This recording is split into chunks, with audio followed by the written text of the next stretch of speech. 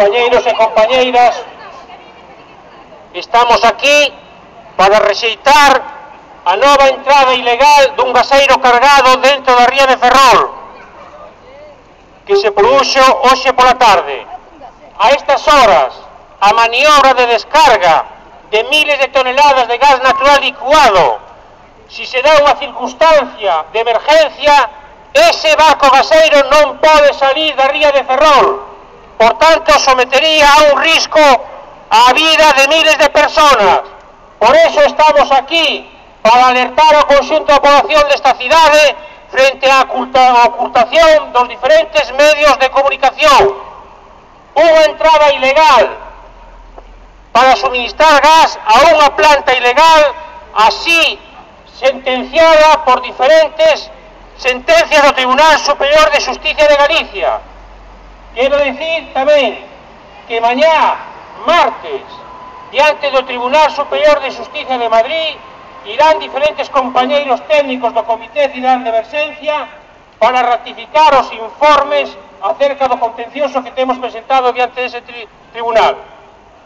Por outra banda, sabedes que o día 26 do mes pasado, o xoves, ás 7 da tarde, prodúxese un terremoto que, según os datos do Instituto Geográfico Nacional, o seu epicentro está en Mugardos, un terremoto con intensidade de 2,6 e que apareceu nos medios de comunicación, pero que soslayan esos mismos medios e ocultan, e que ese terremoto será precisamente nunha zona donde están emplazadas das 10 instalacións e industrias perigosas que hai en Galicia. 3 delas están aquí en Punta Promontoiro, e iso que soslayan os medios de comunicación. Por lo tanto, é un aviso máis da peligrosidade a que estamos sometidos por mor de unha minoría nun acto de corruptela que únicamente busca un beneficio privado a costa de someter ao peligro a miles de personas.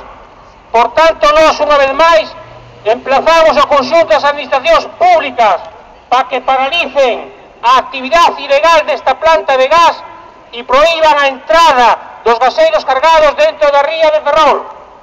Asimismo, temos que decir que en estos días pasados as asociacións de veciños de Ferrol Vello, de Caranza, de Canido e de Esteiro teñen presentado un escrito dirixido ao alcalde de Ferrol para que emplace a Dirección de Protección Civil dependente a Consellería da Presidencia para que entregue a ciudadanía de Ferrol o mismo que fixo en todo o Concello de Mugardos os documentos que informan do plan de emergencia de Punta Promontoiro. Por último, decir que este Comité Cidadán de Emergencia vai seguir na pelea como levamos desde o ano 2000, primeiro para impedir o emplazamiento desta planta ilegal e agora para exixir a súa retirada en coherencia cas sentencias dos tribunais. Nada máis, compañeros e compañeras, damos por rematado este acto de hoxe.